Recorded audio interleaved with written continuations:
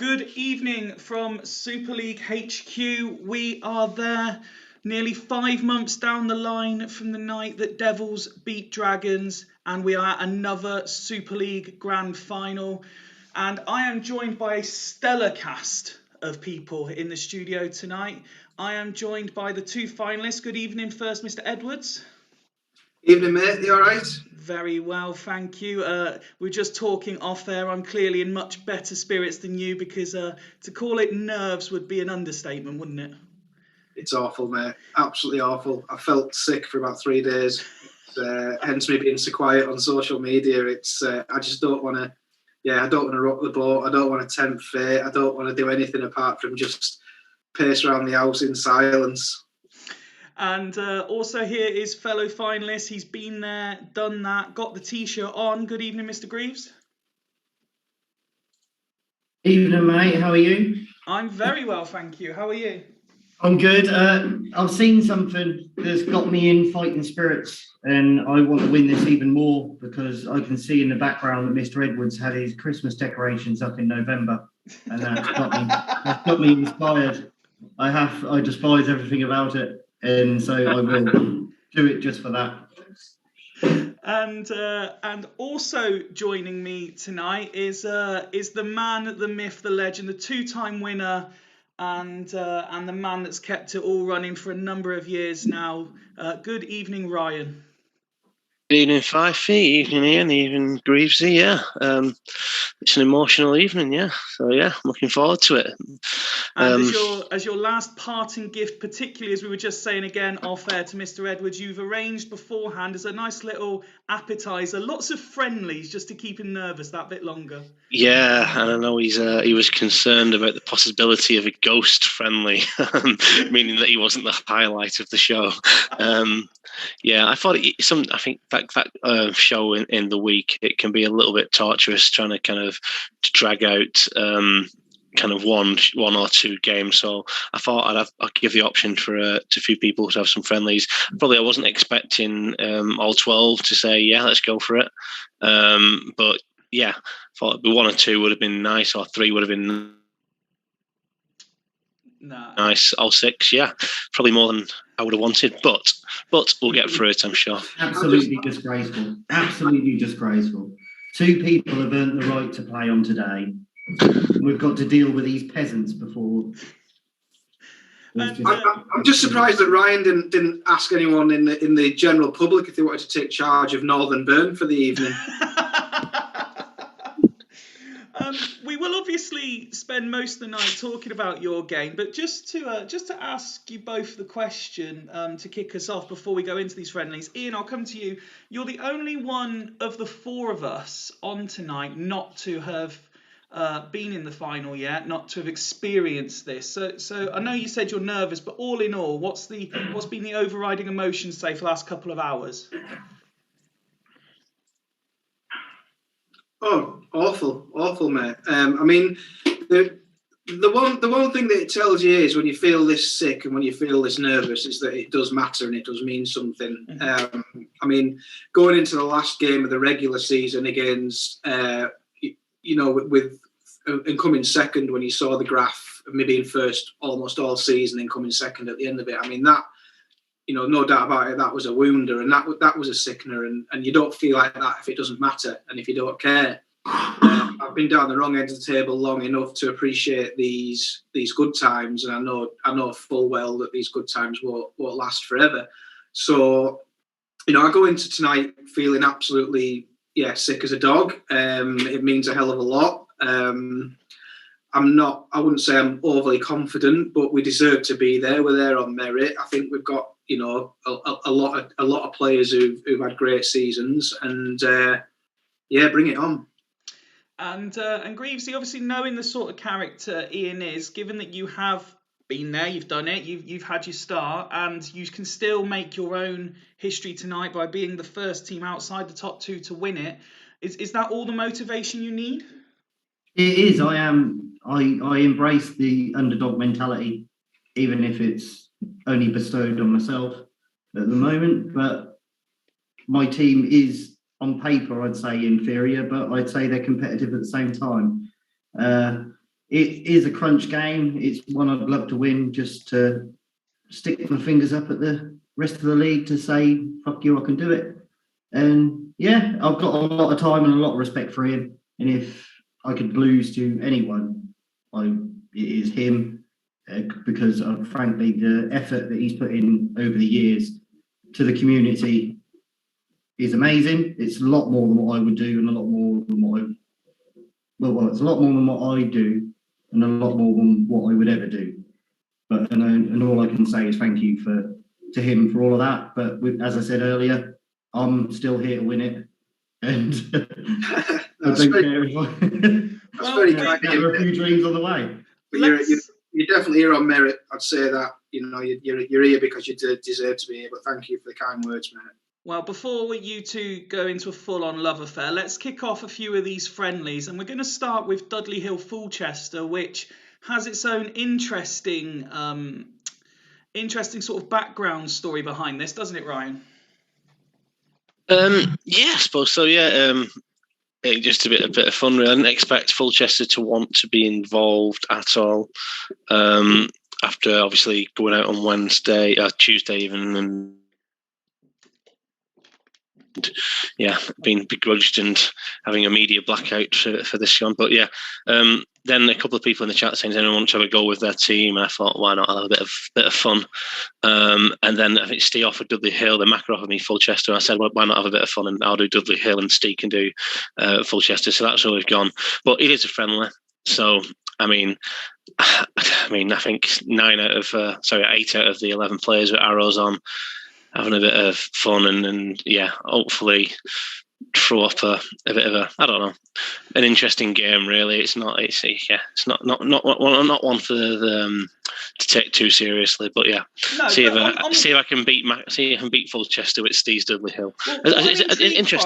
What I'm intrigued by here is the backstory to it, because we know and most of it has been in jest, but you've probably given Steve more stick than you've given anyone else this season. So it's interesting to see that you get the reins at Dudley Hill and then go completely fucking random with what you can do with it.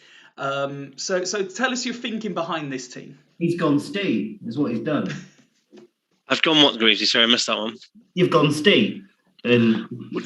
Well, I mean, it depends on the outcome, doesn't it? I mean, this could either be a little bit of madness or it could be a little bit of genius, really.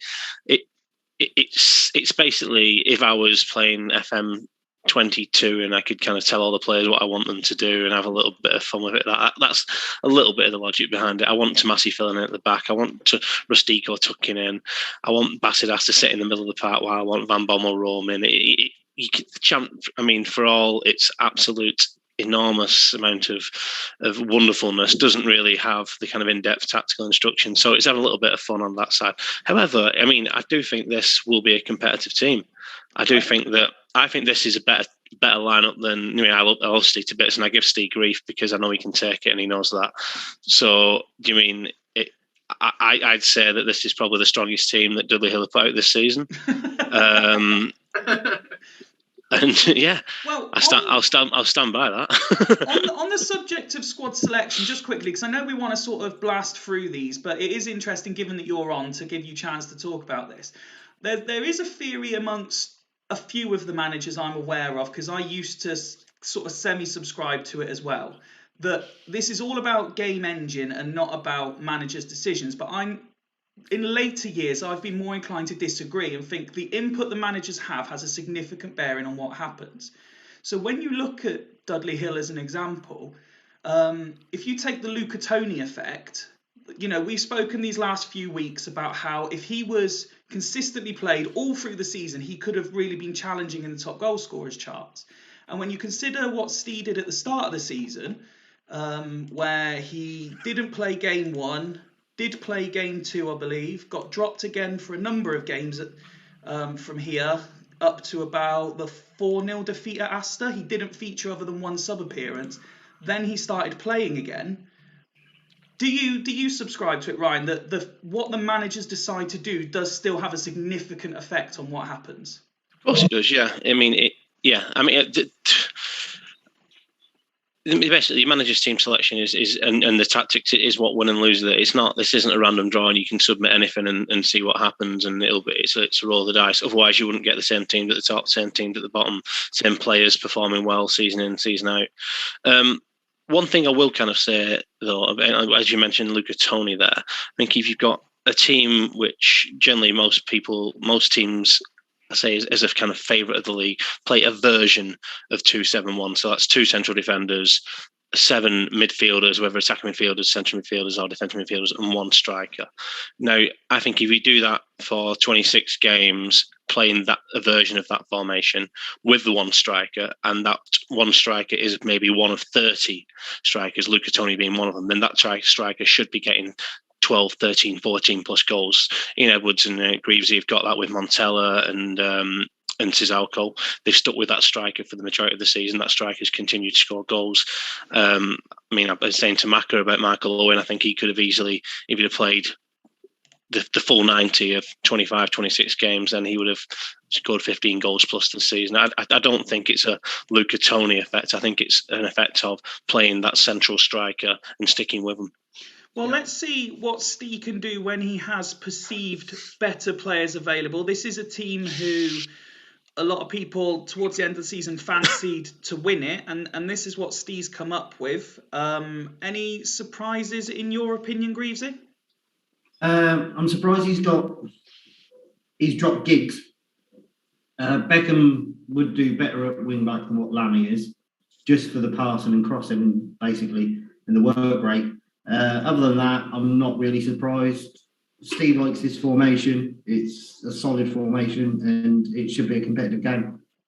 And what it is worth noting with these friendlies, with the exception of Ryan's Dudley team, because he would have thought about it, and Scott's Bostock team, nobody actually named a full complement of subs tonight. So I've just been filling them with lots of random players, see if we can get a few different names in when it comes to doing subs. I did tell. The reason for that is 5. I told people 5 subs. Oh, okay. But I'm more than happy. It's only friendly, so people can do what they want, and yeah. Well, let's kick off then. If the guys in the chat want to throw in some fantasy friendly predictions, Ryan, do you want to predict how your Dudley Hill team are going to do tonight? My Dudley Hill will beat Fulchester 4-1. 4-1. Ian? Got a away win written all over it, mate. And Greavesy, I can see that you've put 0-0 in the chat comments as well. Yeah, always a draw, mate. Always a draw. Well, let's kick this off and get it straight through to half time then. Fulchester in their very nice away kit that everyone's partial to, and it's Nedved that gives Steve's Fulchester the lead, but Van Bommel with a straight reply for Ryan's Dudley Hill. VB. Plenty of text, but the time is flying by quite quickly. We're already past the half-hour mark. Fulchester coming forward again. It is nice to see some different names in both teams, though, it has to be said. I can see Duggan's gone 4-4 in the chat. As we approach half-time, will we get a third goal?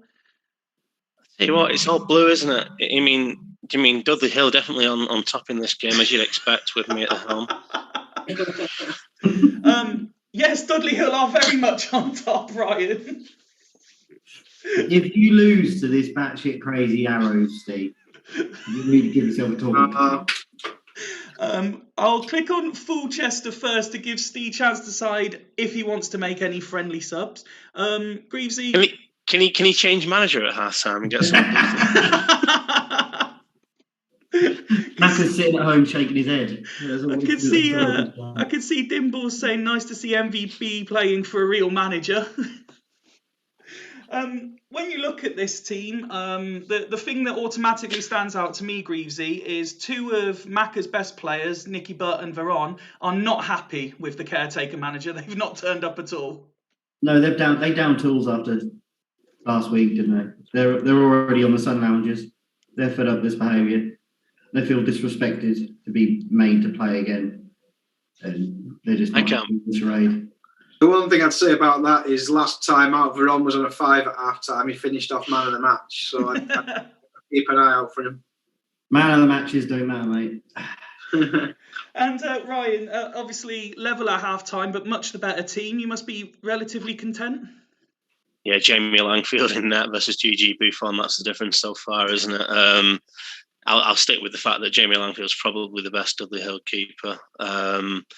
Yeah, Pellizzoli and Abiati pretty gash in my opinion. But yeah, solid performance. Unlucky not to be in front. I'm not a big fan of Clarence Seedorf at wing back, but best you can do really. Yeah, I mean, keep playing like this and we'll probably win the game. Yeah, interesting to see that Steve Wright's gone with a Macca special and what do you call it, and swapped his striker at half time. Yeah, imitation, the form of flattery and all that. Would you like to make any half-time subs? I mean, the one thing that would really rub salt into the wounds is if you could bring Olasadabe on and get him to actually play well. No, if he got Mendonca to score. It's made for Kaká to do something. Kaká has some bright moments. I mean, there's 3 subs for you already, Ryan. I'm torn because I think the team I've got out will win it, but just for a bit of comedy, I want to bring someone on there. Let's chuck Mendonca on for who have I got attacking midfield? Amoroso and Alex. Take Alex off. Take Amoroso off. Yeah. Mendonca for Amoroso, yeah? Yeah. Anyone else? No, that'll do. No, you happy with that? Mendonca with the winner. Mendonca with the winner. Let's kick off the second half then and see what happens. Is Steve Wright style his Mendonca? Oh, Tony in the post. Why does he go for the superstar side of Mendonca and Otaka? Seedorf getting the yellow. Right. And there was Mendonca with the chance. I mean, it's only a friendly, but we will slow it down because, you can see by Ryan's face that he really wants this goal. He would love nothing more than to win this friendly. Gee, I've absolutely trounced him, haven't I? What is this? Here come Fulchester. 3 minutes will be added on, and it's Dudley Hill coming forward again. Seedorf. Alex with the header, Buffon with the save. Corner kick. Mendonca! Oh, it's off the line! Oh my God. This has been an absolute battering by Dudley Hill. This is a joke. Mendonca!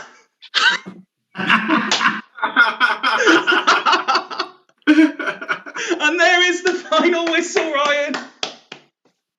Oh, Jesus. Absolute scenes in the studio. Who called that sub? I know it wasn't my sub. Was that yours, Greavesy? It was. I hope I'm not on a hot streak for substitutes of the night. I'm hoping that's all you're getting right tonight. That was a good show. Let's be honest, Nate. That's the biggest night in Dudley Hill's history, isn't it? And just look at them stats, Ryan. Well, yeah. I thought we were good in the first half. We were better in the second. The lads have done it. They've seen me in the dressing room. They've turned up tonight. They've put the hours in. They've turned up to work. That team should be finishing top 6. I mean, you might have made it worse. You say that about every team, though, Ryan. Yeah, well, you mean I've got a 12th man when I'm involved, haven't you? I'll tell you what, though, that tactics file now has got the value of a non-fungible token, hasn't it? All of a sudden. Steve Wright's already put, can you send me that tactics file? NFT time. Well, congratulations, Ryan. I've seen the comment here that you're obviously hungry to get back in the mix. I presume you'll be moving into Fulchester in some sort of consultancy role? Exactly that, yeah. I didn't want to become kind of on the frontline manager, so I'm not becoming an assistant. Just the odd bit of advice here and there.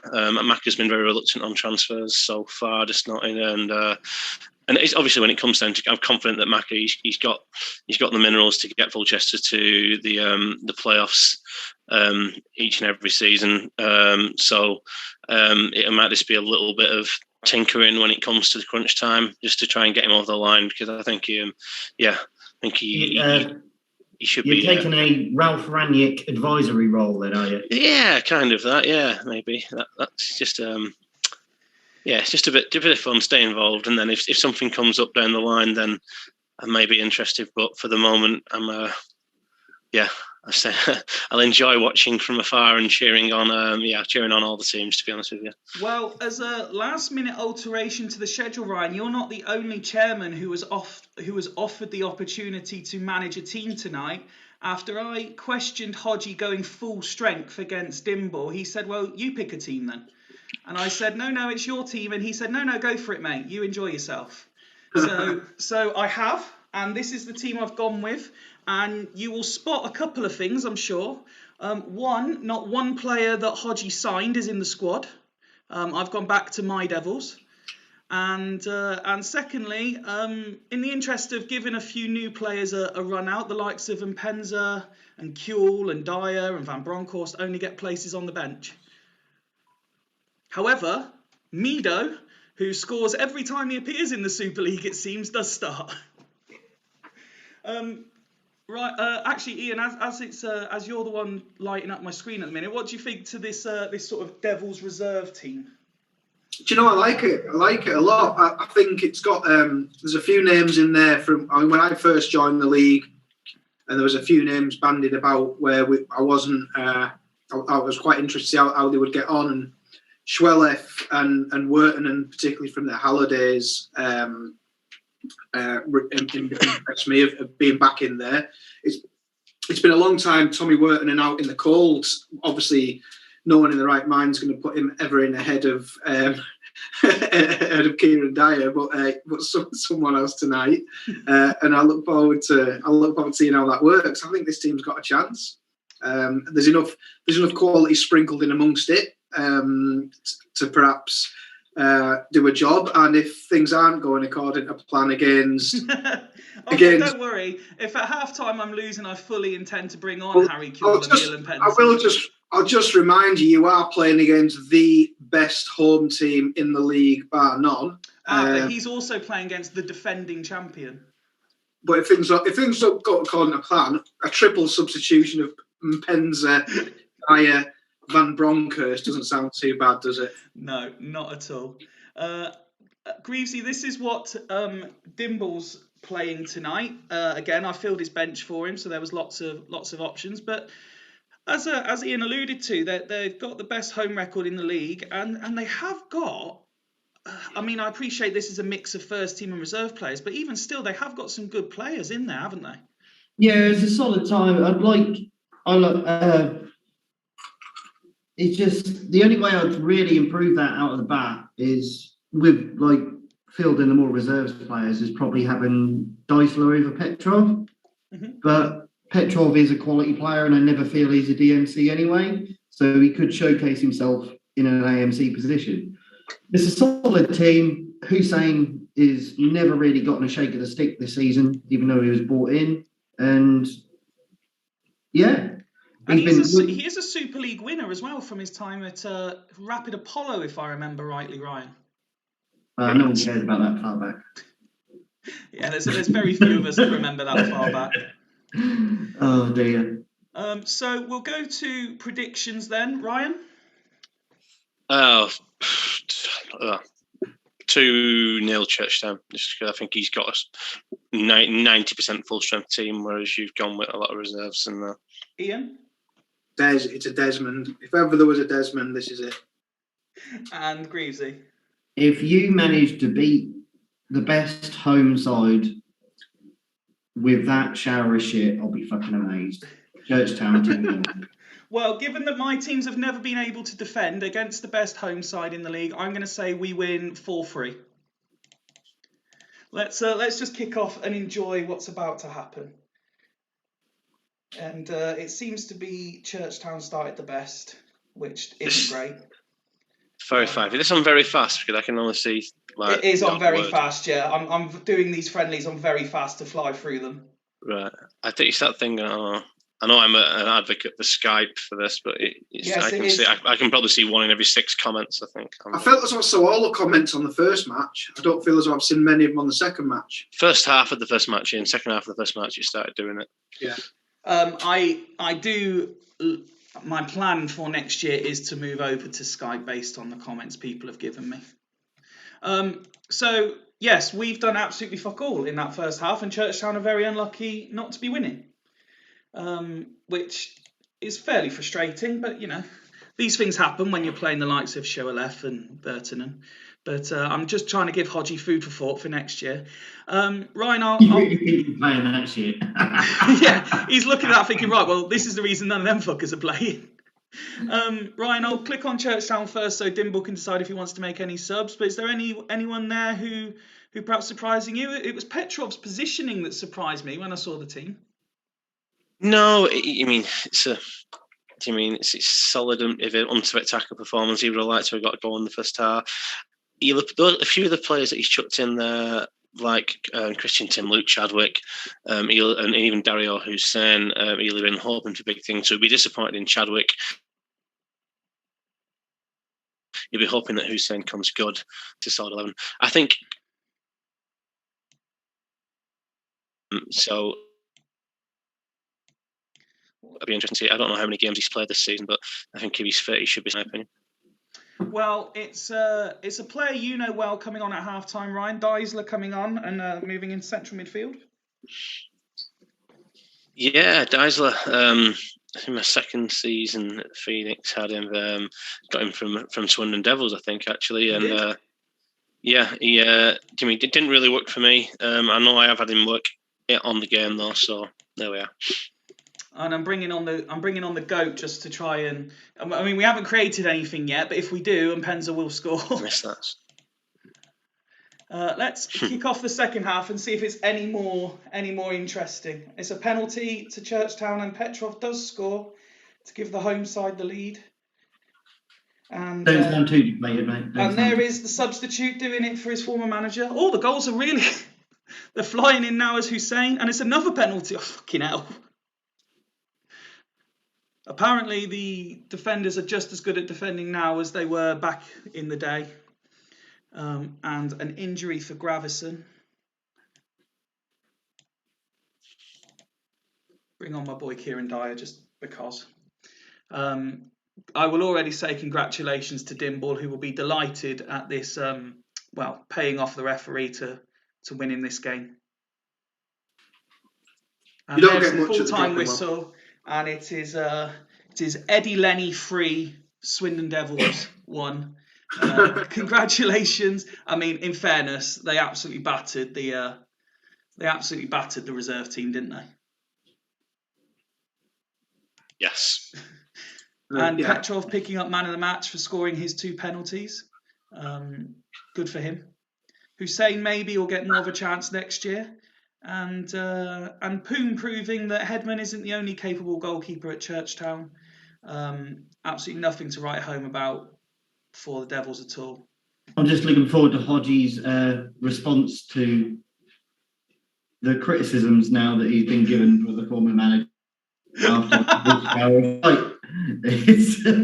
Well, the criticisms were genuine and fair. I still maintain that I would have retained the title this year based on what everyone else has done.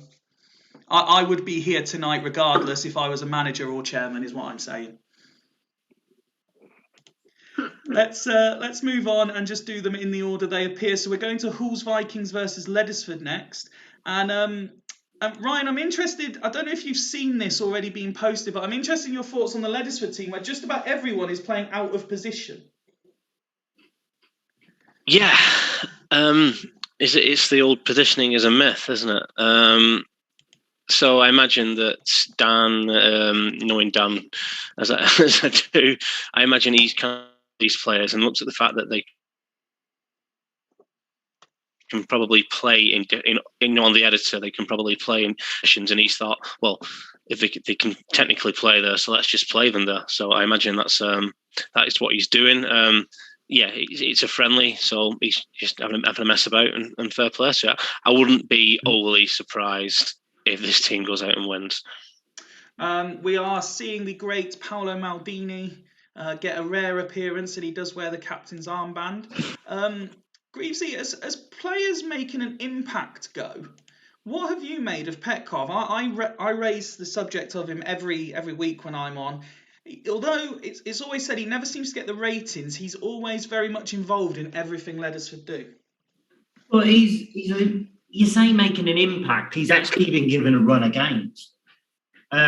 At Bern, he was the bridesmaid at best. He never really got given a full chance. So it's he played 18 games for Bern or so. But the issue is, it was few and far between. He'd have a game, then he'd miss two, he'd have a game. He was more of a stopgap, where Dan likes the player and he's filled him in, and he's rewarded him in picking up the goals and assists. And it's invaluable to have a player like that. I've had that with Guerrero this year and a couple of other midfielders in previous seasons, picking up goals when your strikers can't get them. And yeah, he's just been rewarded in that sense. When Ronaldinho hasn't scored, Petkov has picked up the pieces. And Ian, this is the Hall's team for tonight's game. Again, mixing it up with first team players like Thuram and Liverani and a few sort of reserve players. What sort of impact do you see Shane Tolley having on proceedings tonight? Shane Tolley has proved in the past to some of us who've been around long enough that he can do bits in the Super League. We all know what he's capable of on home saves. His stats look pretty good for the current state that he is at the minute. I'll just take a little bit of when Petkov was he didn't want to lose him, but it was a deal that enabled a new manager in the league to come in and get a player that he wanted to work with. And I'm just wondering now whether, you know, I did that because I thought Dan was a nice guy, and he's lined his team up looking to embarrass Hools, and I'm wondering now whether he is such a nice guy because he's playing Luis Enrique centre back, and I think he just wants to embarrass Jens here a little bit. So I'm rooting for Jens, and I'm hoping Tolley bangs a hat trick in. I'm hoping Thuram at in defensive midfield can do a job. So yeah, come on, Hools. I agree that Jens doesn't really need any help getting embarrassed. Let's go predictions then, Greavesy. I say 3-0 Hools. And Ian? 4-0 Hools. Oh, Ryan? 2-0 Leddersford. 2-0 Leddersford. I can see Dan saying I'm expecting nothing. And no embarrassment wanted, would have played this against anybody, is what he's saying. So basically, he would just be trying to embarrass everybody. I hope he doesn't. Let's kick off then and see what happens. It's a fast start from Halls. It's all black and white in the opening 20 minutes. Martin, good evening, sir. Going 3-0 in the chat. Big Kid going 3-1. And it's a red card for Lilian Thuram. I mean, Jens, I'll give you about 30 seconds before I just move Liverani central. It sums up Hall's season, really, doesn't it? They can't even keep 10 men can't keep 11 men. In a friendly. Yeah, but does the suspension carry over? Does that mean, even though it's a friendly, red cards usually carry on a suspension? Yeah, I think it carries over. Yeah, I'm sure it does. So he's going to be out without Big Dick Swinger for the first game. Jens is saying leave it, so I've just moved Liverani central to balance it out, and we'll carry on. And it is Tolley with the goal, and the home side with one man less have the lead, and there is half time. It went quite quickly, that, and Ryan, not much happened. This is more of a typical Super League first half, this, isn't it? Yes, I kind of agree with Ian on Shane Tolley. I think he's probably now going into season 4 at a point where he's probably usable in the Super League, and I think he'll be all right. I kind of agreed with a couple of people in the chat there. I'm pretty sure there's no bans from red cards in friendlies in the Super League. I'll be very surprised if there is. Not the most entertaining spectacle so far. Let's hope it improves in the second half. I've clicked on Halls first because I did get a message prior to the show going live, and I get the feeling Jens is going to go a bit Sven-Goran Eriksson on us and make as many changes as he wants. So I've clicked on them first so we could just remember who's on the bench. It'd be nice to see. Sorry, Ray, you just in the reserves. I didn't catch who you would be interested to see there, Ray. Sorry. Torre Andre Flo. You would like to see Flo come on. He's had a good few seasons in the reserves, and I mean, 11 goals in 21 appearances for the reserves this year. yeah, actually, every season he's been good in the reserves. And I think when I was doing my testing for the Super League many a moon ago, the Hull's kind of whatever the Australian manager that was managing Hulls in this season basically put Torre Andre Flo as their first choice, and he got, I think it was second top goal scorer. So it was it's a shame he's not actually had a run out. And Greavesy, is there anyone on that sort of pick a mix of reserves on the bench that you'd like to see Jens bring on? Not really, no. I'm getting concerned that Jens is actually going to. He's taking ages to respond here. He's probably trying to change all 9, is it? Yeah, probably. In the meantime, I'll click over so that Dan can have a look at his team, as Jens does make a couple of subs there. I can see. Ian, you're not really one for a sub generally, but in a pre-season friendly, would you be, or post-season friendly in this case, would you be more inclined to rotate the squad to see a few players? Well, I mean, you know me, mate. I'm less inclined to a friendly than I am to a half-time substitution. So it's none of this is happening for me. But if I look at the bench, I like Morientes. I'd give him a whirl. Other than that, probably not. And if I remember rightly, Morientes wasn't even on the original bench. He's someone I threw on. Yeah, Morientes. I mean, he's done plenty under Hodgie in the Super League. I know Morientes can do it in this league. Whether he's more likely to do it as part of a two than up on his own, perhaps. He's probably more suited to a strike pairing, but yeah, he's got pedigree. Obviously, if next year, I'll be surprised. Obviously, Christian Kivu, but then again, it looks like it's set up to avoid having to put this type of player in. Christian Kivu, who had a very strong second half of the season, probably normally even captain the side, but I can see why Dan's not wanting to bother risking the likes of him. So yeah. And it's worth noting more for Dan than anyone else. The reason that the likes of Paredes and Perez got put on the bench is because I noticed with his starting 11 and 5 subs that he did name, he'd named just about everyone in his squad whose surname started with P, so I didn't want them to feel left out. All right. We're doing Gamst off for just the one change for Ledisford. Addo centre mid. Dean Shields, another one of these young players coming through, Ryan. Do you think he's about at the point where if he's going to get any first team action next year will be his year? No, shouldn't be in the league. Bit of pointless thing, him being here. Let's kick off the second half then and see what happens. And instantly, there's an injury. Might we see Christian or Morientes? I think he wants Christian on. Just do Christian on. Figure that in, crack on. He does. I didn't even see that one come through. So we'll just do it like that, and I think you're right.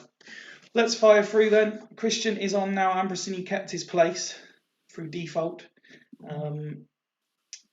Ledisford seem a lot more involved in this second half as we pass the hour mark. But the chances are starting to fall for Hulls again. Maldini picking up a yellow card. It's nice to see Kroos getting a game. Kroos is someone when we first started up this version, I had a bit of a sniff around at, but I know he's done bits in the past. But I like him, but he's a red card merchant for me, mate. He just you can't trust him to stay on for 90 minutes for more than 10 games. It's just he's maybe not Roy Keane bad, but I can imagine if you're going to play him at centre half, you'll get solid ratings, he'll defend well, but he'll probably get 3 or 4 red cards a season and cost you those games. Yeah, perhaps. Well, the game finishes 1-0 to Hulls. Ledisford created nothing in the second half with their makeshift team. Arguably, there's probably, with the exception of attempts on goal, it's one of Hulls' best performances of the season, Ryan. Yeah. I mean, that's what Jens needs, a manager just to take the piss so he can beat someone. So yeah, it'll be do you mean? It'll have done his players some confidence. Yeah, I don't really know what else to say. The fact that he only won 1-0 is pretty embarrassing, but there we are. So even in winning, he still got embarrassed. Yeah. And Ian, I know we said it every week since he's taken over really, but just one final mention for the season that Dan managed to put together. Sorry, mate. What was that? Just saying, I know we've said it every week pretty much since he took over, but just one final word on the season that Dan managed to put together at Leathersford. Crikey. Incredible. I mean, we heard Wood talk at the start of the season that he could possibly, after the first 3 games, be top 4 after 3 or 4 games, but for Dan to step in and be top 3 or 4 after the entire season, you've got to think absolute superhero. Amazing stuff. All the square pegs in the square holes. Nothing out of place. He's done an absolutely sterling job, and an absolutely lovely fella as well. Yeah, great to have him around. Great to have his team around. Fantastic. Excellent. We move on to Haggis v Sloths, Greavesy. This is the team that Ian has submitted, and he's one of the few that has taken this quite seriously. Yeah, he's got, what can be said about Haggis that isn't said every single week. I do believe the players are picketing the training ground asking for a new manager every single week due to the tactical ineptitude of what they have to put up with. I only have to feel sorry for them for another, what looks like, disappointing season ahead. But other than that, it's a quality side, isn't it? Just shame about everything else. And this is the Sloths team. Again, they've gone quite strong, although they have made a few changes, Ryan. We're going to get to see the likes of Kavanaghi and Svensson and Seth Johnson. It's exciting times when you see these sorts of names appear for a Super League team, isn't it? Not really. Yeah, one at the back. He's playing Big Marcel. It seems, Don't know really. I don't know what we want to say here on this one. Something either insightful or controversial would be nice. I mean, Svensson or Johnson and Parfenov are probably 3 players who are lucky to be in the league. They're not going to get a sniffer in the first team in a competitive game. So, I think we'll probably. I mean, Kavanaghi's one who could potentially come good down the line. Maybe a quick click on his snap. Yeah, he looks like he's a bit of a distance away from that as yet. Did score a competitive goal this season though. So, I mean, Sloths. I mean, we know what Sloths are about. It's going to be interesting to see how Sloths perform, having been made aware of a transfer that's going to go ahead in the summer. So, this should be Haggis Hunters all day with that lineup for Sloths. Go on then, Ryan. You start off with score predictions. 3-0 Haggis, 3-1 Haggis. Ian? 3-1, 3-0. I agree. You lot can watch the game. I'm just going to watch that guy painting the centre circle in the background for 9 minutes and then we move on. And Greavesy? I'd rather watch a paint dry. So not really enthused my panellists in this particular pre-season friendly, but I can see Big Kid, always great to have you with us, pal. He's gone 3-0. Well, that's out the window as Svensson's already scored. Jens has gone 2-4, so we could be in for a goal fest. And Casillas has been sent I was off. about to say, did we overlook the Casillas factor, because he just throws in some shockers, doesn't he, during these random matches? Ryan, I will let you make the change. Ryan needs more credit for winning the Super League 2 years in a row with that fucking liability in the squad. I think we should go. I think we'll go Cordoba. Play one at the back. Might as well have a bit of fun with it. Yeah, why not? And then Bizarrian. At the end of the day, mate, this is your swan song. So what's he going to do? Send you a complaint? Absolutely. Yeah. Red card for Stamia. Is that? I can barely see Yeah, him. but it's not as if he's subbed off a defender who's on a 9 rating after a red card before, so he's got no complaints. The arrogance of the commentary team is disgusting, almost Masonic-like in your pathetic behaviour. That's from. Where's that? I haven't seen that comment. That's Spartak Sloth. That's Rob Sloth. This is the guy who I think he's been in the Super League as long as I have, and has literally done nothing except bottle probably three almost certain playoff appearances by falling apart. Yeah. I insult people. That's that, and I say vegetables a lot. That's his entire character. Well, Rob's already put keep same as, and I've not seen Ian yet make it into the chat, so I'm not even going to bother making any changes. Let's just kick off the second half. Ian's probably busy putting the finishing touches to the lyrics for his halftime show, isn't he? Ryan, do you want to make a sub here as well? Yeah, let's give Zé Roberto a swan song. He won't be happy about that. Swap him with Cavett. Put him up front. Hopefully he gets a goal. Swap him with... So Zé Roberto, who was never going to play for Sloths again, is now gone up front. To be fair, Kavanagh is one of these who's playing on... he's in the wrong version. Oh, we've got a goal. He's playing the wrong version of the game, and he's not 0-1 or 2. He's a bit like Deisler, isn't it? He's not quite... He's a bit out of his depth in this league. While you were saying that, you were correct. D'Alessandro has given Sloths the lead, and we move into the final 5 minutes before injury time. And there is the full-time whistle. Sloths have picked up the 2-1 win. It was a fairly even game, but not much to write home about. A few nines in there for Haggis. Vieira doing his usual.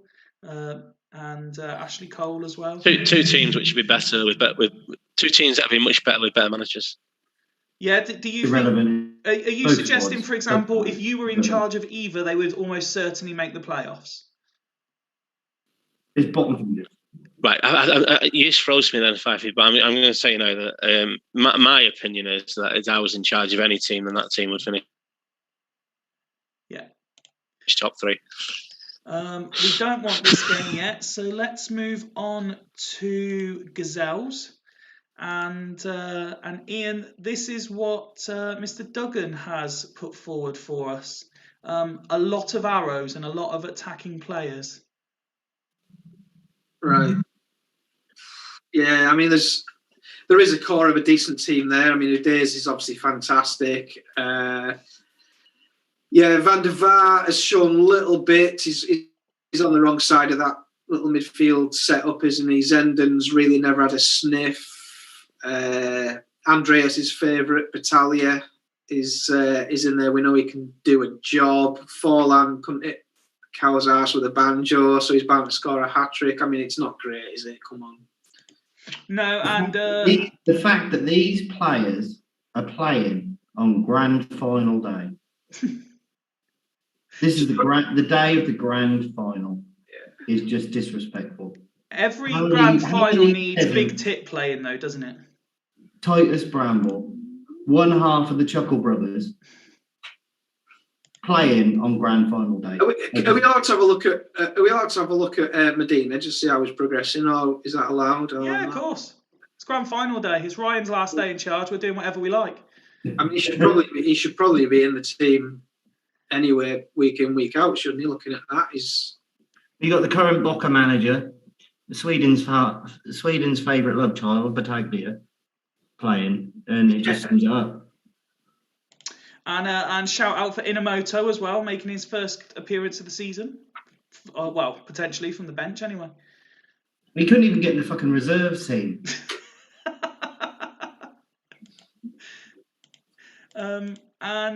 Hopefully Tato can stay around for a few more minutes, because I see he's worried that he's not going to see it just as I clicked onto his game.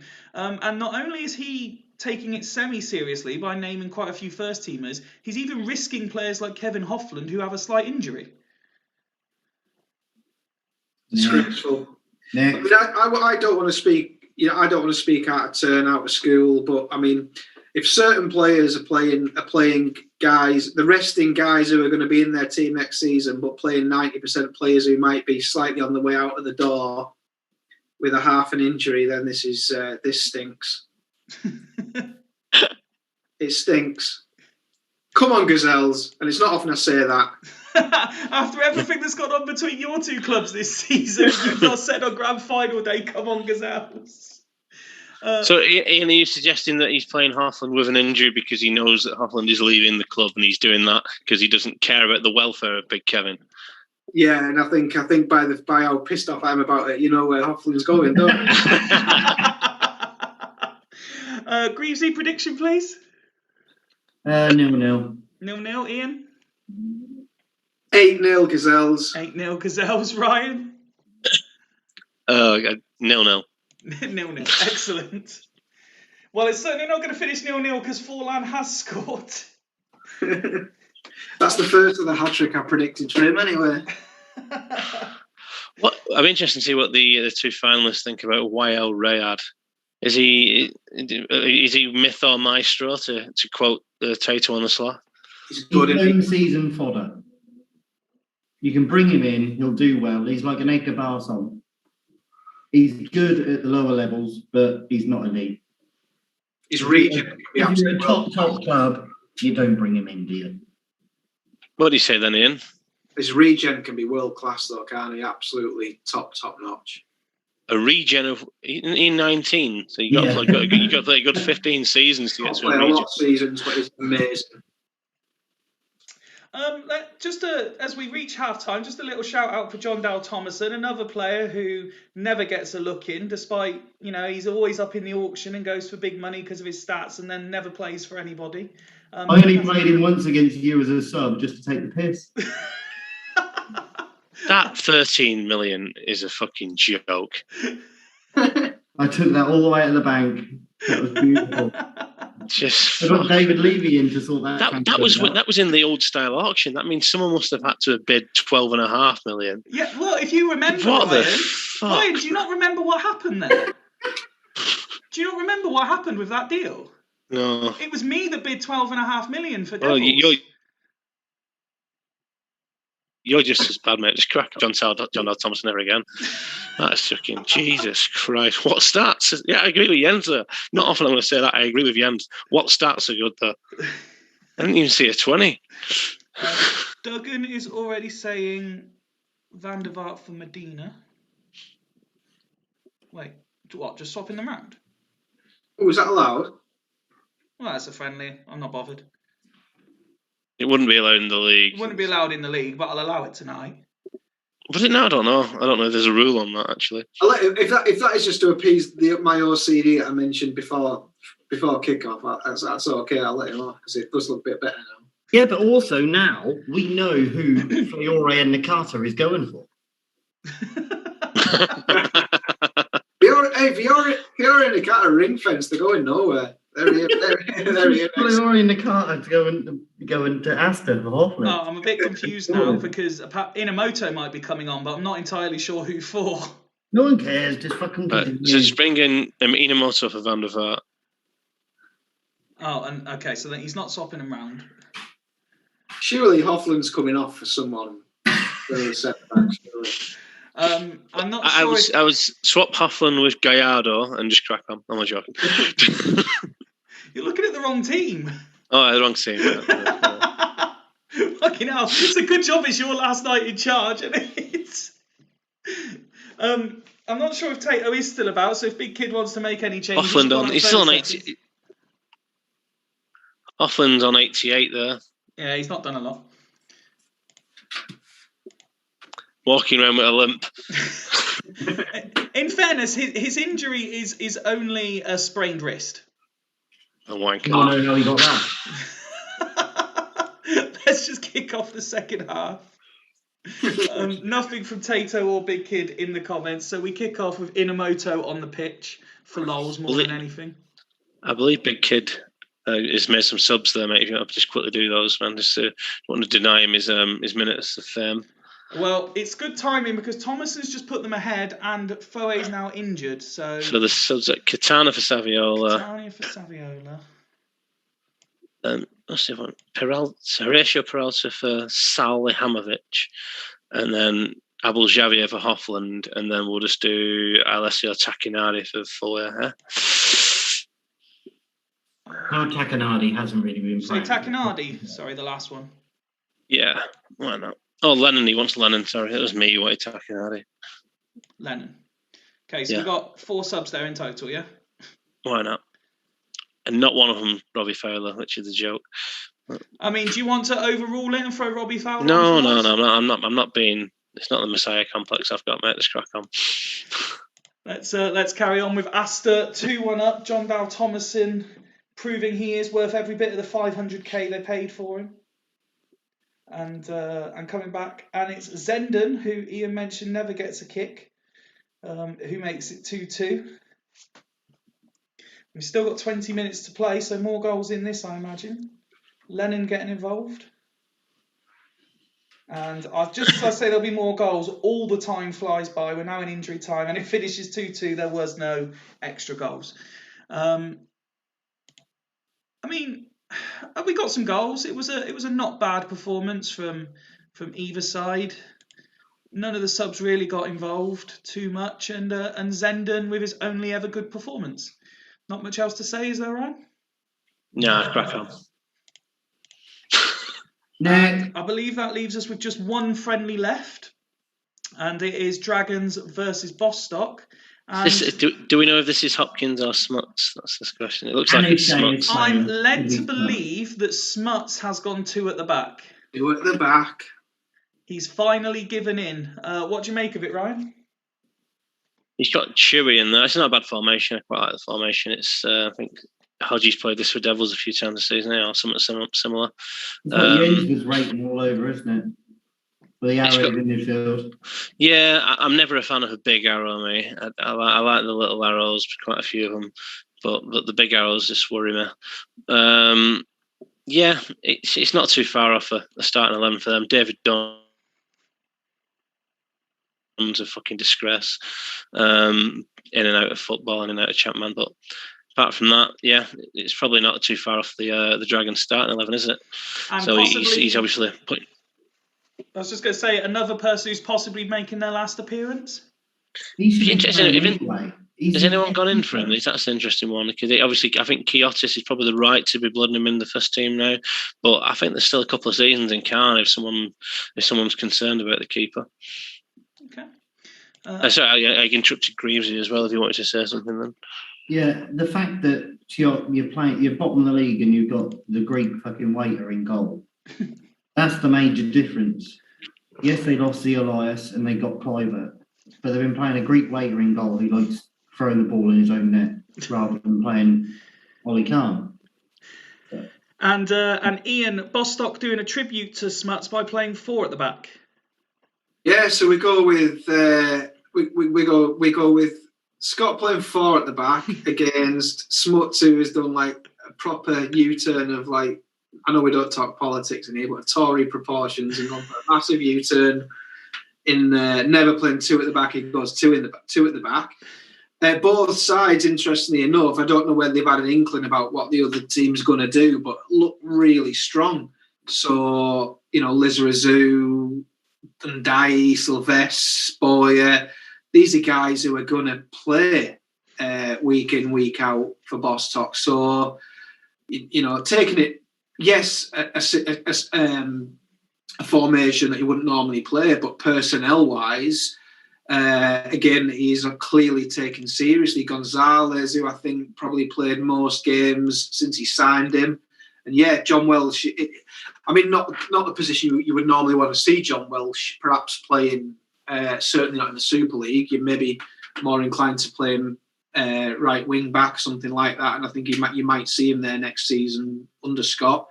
But 2 strong sides. I mean, I guess we've chosen the best friendly till last because it's got the better players in it. It should be the better quality of game. So we'll see. Predictions, Greavesy? 0-0. Ian? 2-1 Dragons. 2-1 Dragons. And Rye? 1 apiece. 1 apiece. So it's potentially, as Ian said, the best quality game, but none of you expecting a goal fest. Ryan, I'm looking at Ryan on video cam now, wishing he just hadn't organised these. Oh, what are you talking about, mate? He's enjoying every minute of it. We are already past the 20-minute mark, and both sides have had a couple of decent chances, it would seem. But 2 out of 3 of my studio guests have run off for this game. I think the nerves of the next game has taken over. They've both had to disappear. Thankfully, Ryan stayed for the duration of the friendlies. Not much going on. Plenty of huffing and puffing by both teams, but no goals. Dragons, however, going 2 at the back, Ryan, creating chances. Yeah, solid performance from them. Obviously, you can't read too much into a friendly. Yeah, my little bit of disdain on this is I thought there might be a few comedy agreements where teams really go out for and take off marking and play some funny formations. I don't think we've seen too much of that. We've seen teams make slight alterations on what they usually do, and obviously there's nothing riding on it, so that's where it just takes a little bit out of it. But there we are. You're hoping for an exhibition, and an exhibition isn't known at half time, is it? It's so yeah. That's both teams disappointing. Dragons better of the 2 teams, but I don't think either team can really celebrate that first half performance. No, well, I've clicked over to Bostock now, but is there, you mentioned in a couple of the other games, a couple of the subs that you might like to see just to bolster that. Is there anyone on either of the 2 benches you'd like to see make an appearance today? So Dragons, he paid big money for Figo and has sparsely used him this season.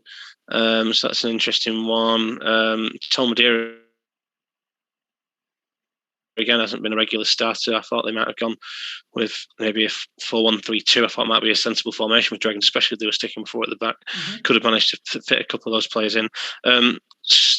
Bostock, I'm aware of his transfer business, but he always seemed to be struggling at right wing back. He had Ortega in there for a while. He bought Belletti, I think, from Fulchester and never really given him a run out. Obviously, I'm a Bolton lad, and Salva Ballesta played for us, so I always like seeing him. And I also think that I don't know. I think Tristan, it might be interesting to click on him. I know he's having a terrible first half, but I think he is one whose stats have developed pretty well, and I think he might have some legs somewhere in the Super League. I'm not too sure where, but I know Scott's looking to get rid. Yeah, I don't know. Okay, well, Smuts has said leave it. I've not actually seen Scott in the chat tonight, I don't think. So let's kick off the second half. And early yellow for Perlo there. Dragons do score, and it's Zauri who gives the home side the lead. I'm pleased to say that my other studio guests have returned now after both running off simultaneously. Well, they didn't want to go to the toilet during the final, did they? So I imagine they've just gone for an empty. Empty and a refill. Sorry, Empty and a refill is what's needed. Empty and a refill.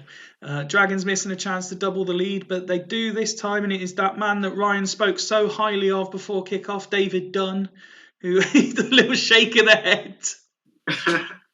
Ryan being the expert on ex-Barrow AFC managers. He's born in Bolton, David Dunn, and he obviously played for Blackburn for a while, and then he was actually in Bolton. I think he came for a medical, was going to join us in the kind of later end of his career, and Blackburn made him an offer at the last minute, and he just walked out, I believe, was the story of Reebok, and went back to Blackburn. There's a little bit of a kind of a diddy man about him. Yeah, but let's be honest, he was. He had a lot of talent and wasted most of his career. So let's not forget, he's also only ever going to be famous for falling over trying to do a skillful pass. Yeah, the greatest Rabona of all time.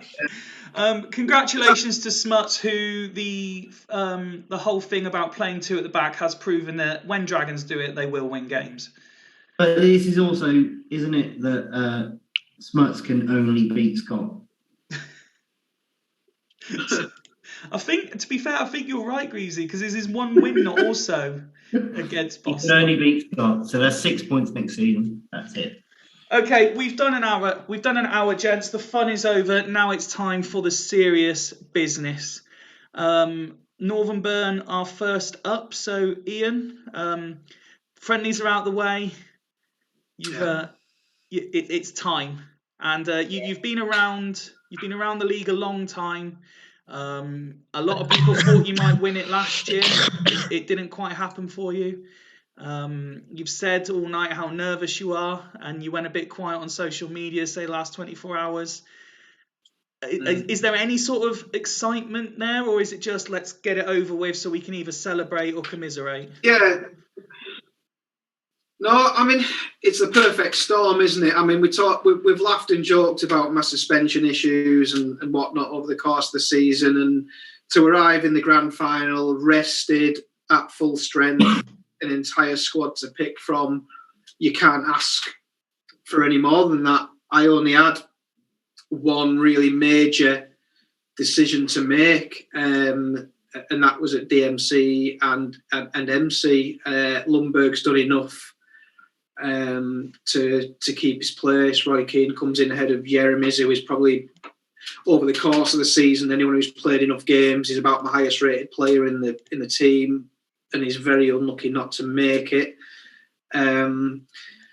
So yeah, big decisions to make. Hopefully I've made the correct ones. Yeah, bring it on. I've nothing more to say apart from I feel really, really sick, and let's just crack on. The background noise you can hear is Ian moving the chair, ready to take his traditional position of stood up to watch. Ryan, as the impartial one on the panel, what do you make of this Burn team? Solid. I'm quite surprised by the Jeremy's omission. I'd have thought he'd have gone with Jeremy's ahead of Ljungberg. I can see why he has gone with Ljungberg. It's more of attacking. He wants to be on the front foot against a team which are notoriously good at the back. It's the team which he's gone with. It's his best, 10 of his best 11 that he's stuck with all season. I'm not surprised in any way whatsoever. On paper, there should be. You mean if you looking at the two teams and you didn't know anything about the Super League, you say this is foregone conclusion. Northern Burn should be winning this hands down. However, we know what Locomotives have done in the past. We know the form they're in the minute and how they've kind of just destroyed this playoff run that they're on so far. So yeah, that's probably why we've got Ian pacing around. Well, I was and not as confident as you think he probably should be. I was literally about to say, because obviously we're the only ones that can see it, so to paint the picture for everyone watching this on the stream, as soon as Ryan said foregone conclusion, he just turned his back in absolute disgust and walked off, and now he's sticking up a two-finger salute to the co-chairman. Greavesy, Ryan said that there's not really any surprises there. Is this pretty much what you expected Burn to do? It is. I'm surprised Jeremy's hasn't got into the squad. It is the little bite in midfield that I think they're going to lack. And the only thing that makes me think about Burn at the minute is there's been a few games since Keane's been sent off. That's because he spent half the playoffs suspended. Yeah, but it's still in my mind. I've heard in the grapevine that my mate Wayne Dade might be ref. Well, we will find that out shortly. Greasy, talk to us about your team.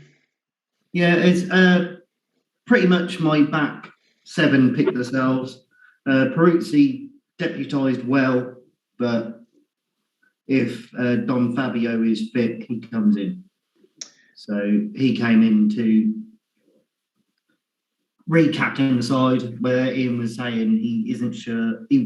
Do I change captain with suspensions? Well, Barthez is my captain. Everyone else, I've got a team of captains, but Barthez is the main man.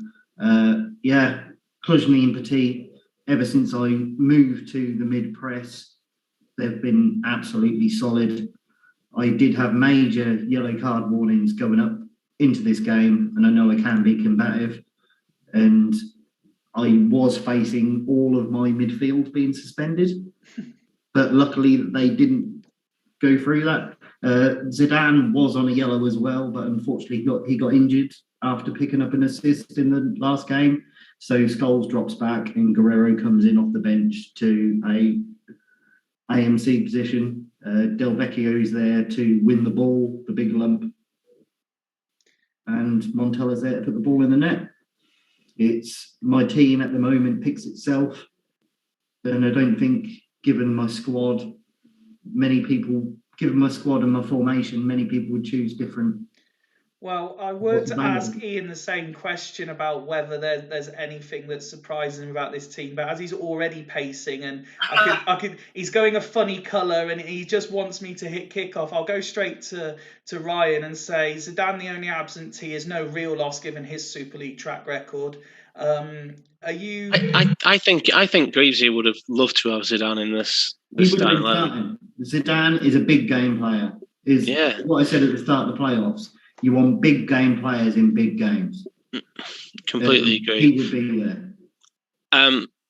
It's solidarity, it's experience. It's the players which win titles in big teams. I mean, them ones there. Tonetto, Petit, Kaluzny, Zambrotta, Scholes. It's a really, really, really solid, experienced block, that mid block, whatever it is, mid press as he's calling it, and it's going to be tough to beat.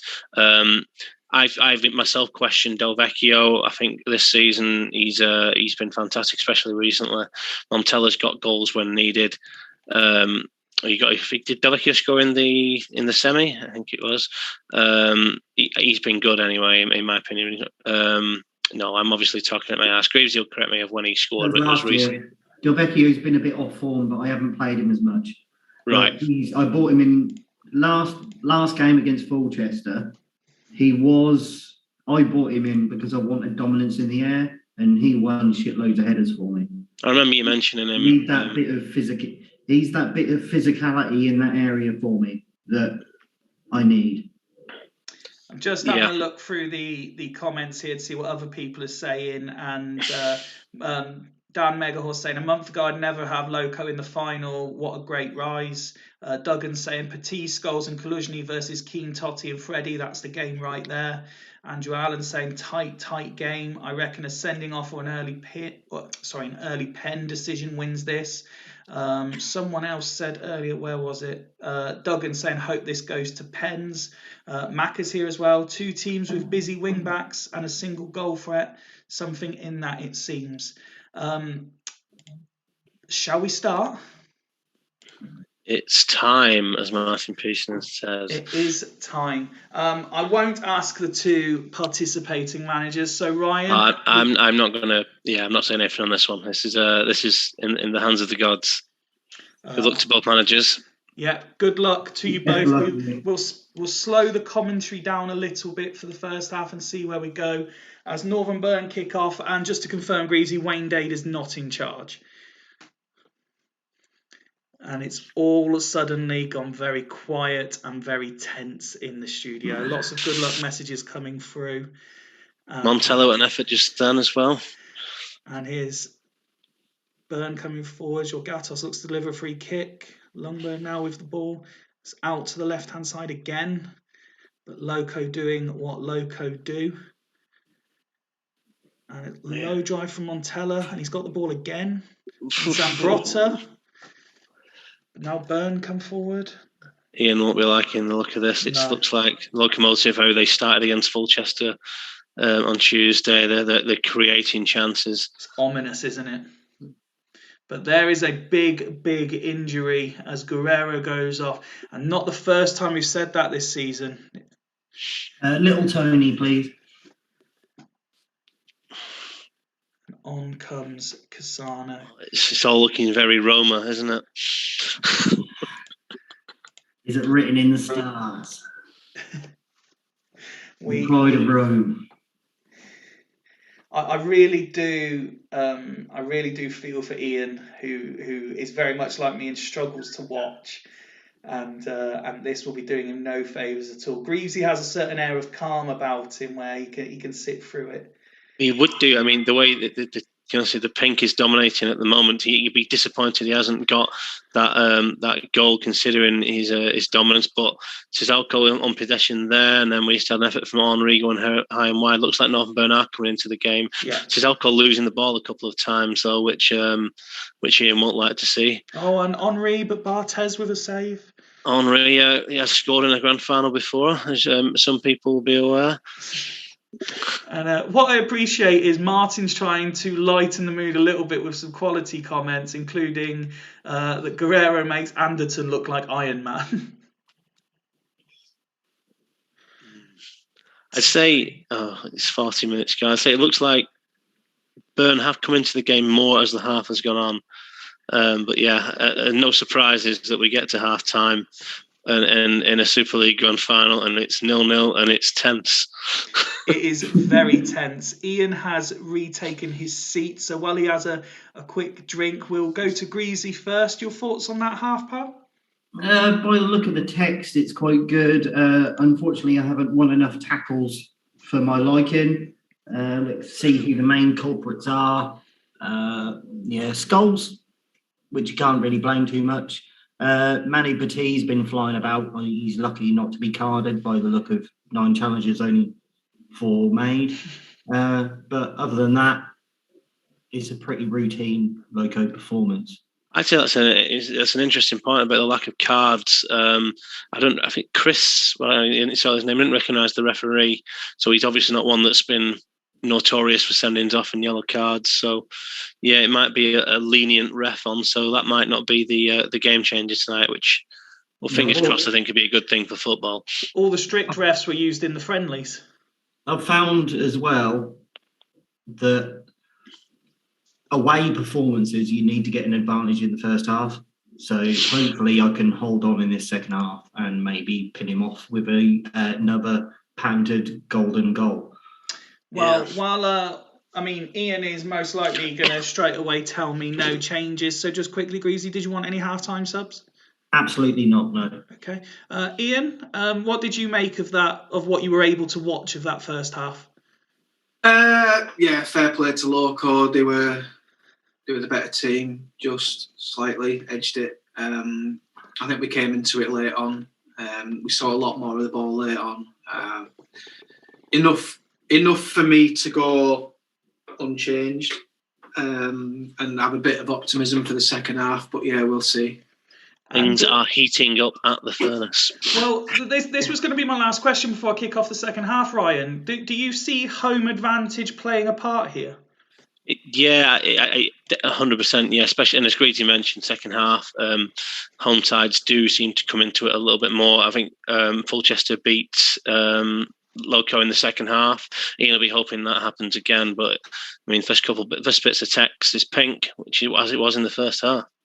Very much so. It looks like Loco have definitely come out the quickest as Montella, and it's another fine save by Toldo. Fucking Toldo, he's an arsehole.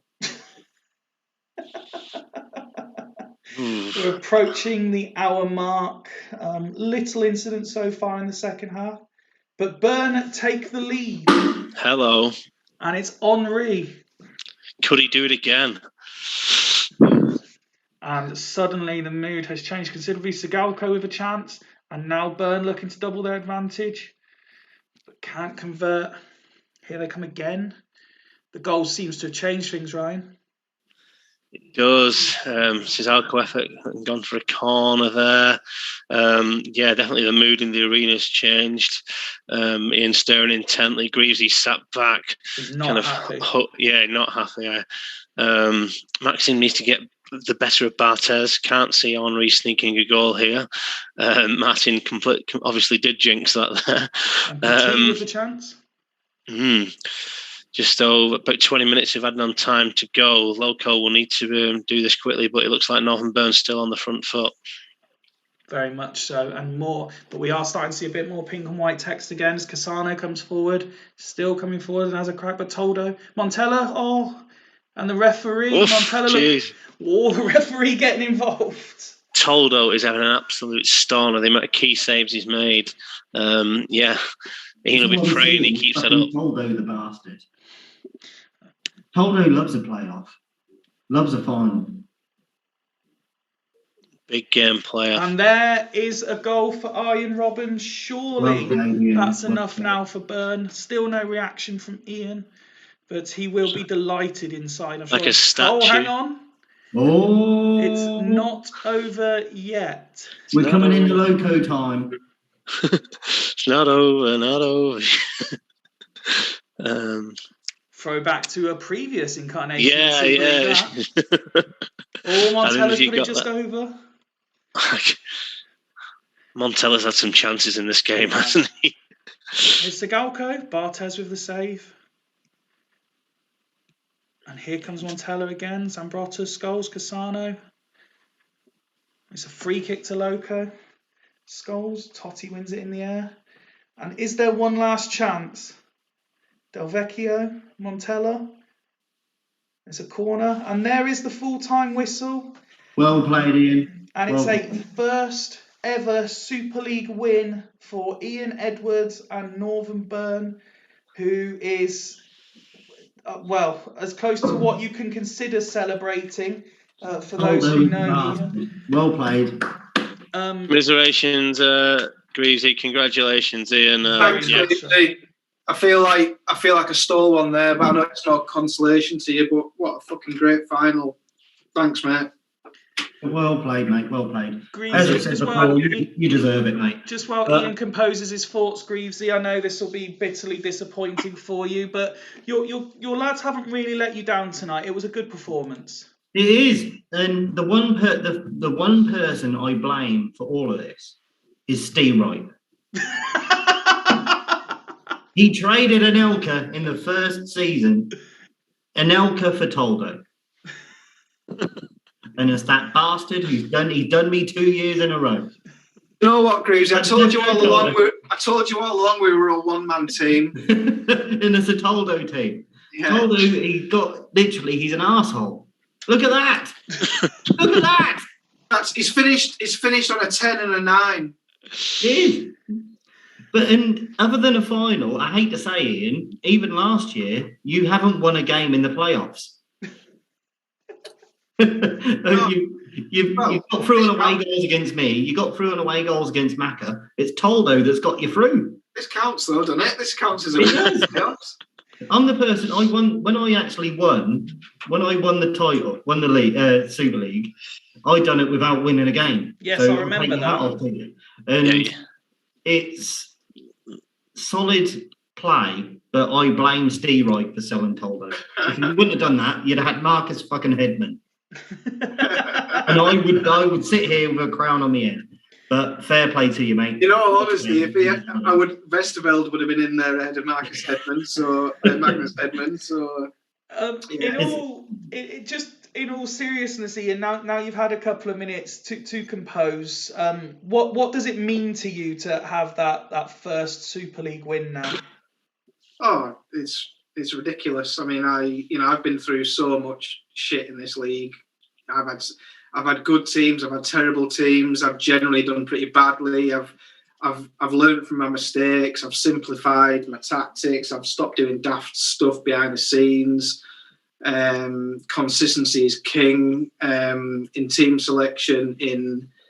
The less you ask your players to do, the better they play, which is why you can be at home to a great side like Loco. You can have less chances, you can have less shots on target, but your team can come away with all 9s and 7s and 8s, and you can edge these games.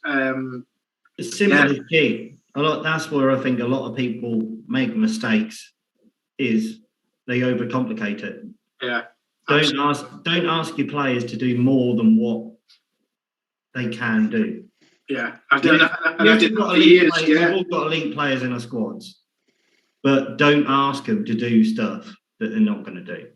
Ryan, I can see you reacting quite well here.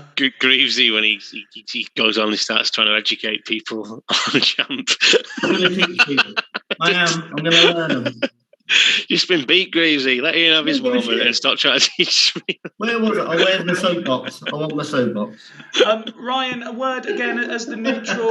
That as a final goes, that was it was tense, but it was enjoyable to watch. You didn't know what was going to happen. Yeah, up until the last minute. I mean, it looked like Montella was the most dangerous man on the pitch. It obviously Toldo had an absolute stormer. I said, especially in the first half, I thought Locomotive probably edged it a little bit. Northern Burn better, definitely in the first part. The second half, that's when they got their goals. Then Locomotive came back into it, and as soon as Casano scored, you wouldn't, at no point then between the end and the end of the game would have been surprised if Locomotive had got the equaliser. However, Toldo, great game, and yeah, absolutely massively deserving winner in Ian Edwards. Incredible and yeah, massive congratulations to him. And he's done that basically with players like. He's stuck with his formation. He's backed his players. Even, I mean, how many times Roy Keane been sent off this season? Jeremy's been injured. Each time he's brought them back in. He's looked at players like Totti, who were kind of getting shipped around the Super League and not really given any value to. I remember, do you mean it's kind of silly transfers where you're just passing Totti off like he's a nobody? He's one of the best players on the game. Ian's just put him in the team consistently, week after week after week. And guess what? He's been rewarded. He's been rewarded in the final with a man of the match performance. Yeah, and let's be honest, Locomotive absolutely worthy adversaries. It's not it definitely wasn't a rollover that in the final. It was a great battle. Both teams played the part, and we've got a worthy winner. No, absolutely, and just again, Ryan, a final word on the season. Fantastic job you've done for us. I don't want to. If you could, any of that shit. If you could maybe summarise the situation with that in mind, that'd be nice and timely. Go for it. Well, do you mean the Super League is an ever-moving, ever-evolving being? I do think it's gone from strength to strength from when it was kind of just send in and you kind of had no interaction back in season 1 and 2 where Fifey was there. Got to give credit to what Boise did and make the Super League more entertaining. From that, Martin took it and developed the products absolutely massively. Gave it, the storyline, the videos. I was glad to be a part of that and really kind of just took on Martin's vision and just tried to add a little bit to it. I've really, kind of said quite straight, it's not now that it's 2 shows a week, it's not a one-man job. It definitely isn't a one-man job for me anyway. So I've absolutely loved this season and having Fifey involved, and Fifey's taken to it like a duck to water. I think everyone can agree with that. And it's been a really good season. It's been really good to be involved in. I've been kind of genuinely excited for a lot of the results each week. I was chatting on a Wednesday night to Macca in the pub after playing 5-a-side, and we were saying we're looking forward to the final, even though Fulchester weren't in it. We're looking forward to what might happen. Yeah, I think we've got the money. It's in a good place. The league. It's got 14 managers who are involved, and every one of them's putting out content and getting on the shows. There's also people in and around the league who are contributing to it massively. And think about Savage and Swan and Andrew Allen's in the chat. So there's a big kid involved. It's a real, absolutely fantastic community that it's got, and yeah, it's going from strength to strength. And I'm sure with Fifey at the helm going forward, it's going to continue in that direction. You're the braver man than me doing it 2 shows a week on his own, but I'm sure that we're in for a treat going forward. That's very kind of you to say, but no, to echo the sentiments, the Super League continues to develop and get better, and for me personally, I've said on record that you've been the best chairman for me since it came in in terms of the total package that's been offered. But good luck with Fulchester next year. Greavesy, good luck. It's good. It's for the league, and I think it's good. Fulchester good fun. But I'm more concerned that more excited about the entire season and how the league's going to be, and see if there's anything new up your sleeve to throw into the mix. There's a couple of ideas, but I'm sure I'll realise that I've taken on more that I can chew, and I'll be begging you to come back within a couple of weeks. I think what most people are interested in is about the future of the committee. Have they been disbanded? Or... Well, essentially, what everyone's come to realise is you give me an inch, I'll take a mile. This is mine now, and it's a dictatorship. It's not a committee. But no, thanks again for everything, Ryan, and good luck in whatever input you have next year. Greavesy, good luck as you look to go again next season. I don't need luck, son. I don't need luck. And Ian, honestly, as someone who's been around almost as long as I have, congratulations. You're genuinely one of the people who everyone wanted to see win it at some point. Thanks, mate. I appreciate that. I hope so. Yeah. And I haven't had the chat on tonight, so if anyone has been kind of to say well done, Ian, I appreciate that as well. You beat absolutely nobody in. Everyone's been everyone's been gutted for Loco. And for all of those, for everyone who said Loco, everyone's disappointed that the shithouse didn't manage to win. Thank you for everyone who's managed to join us and contributed in the chat, not just tonight, but throughout the whole season. And until the Super League returns in a couple of weeks, it is good night from me and from the rest of the panel. We will see you again very, very soon. Good night. Okay.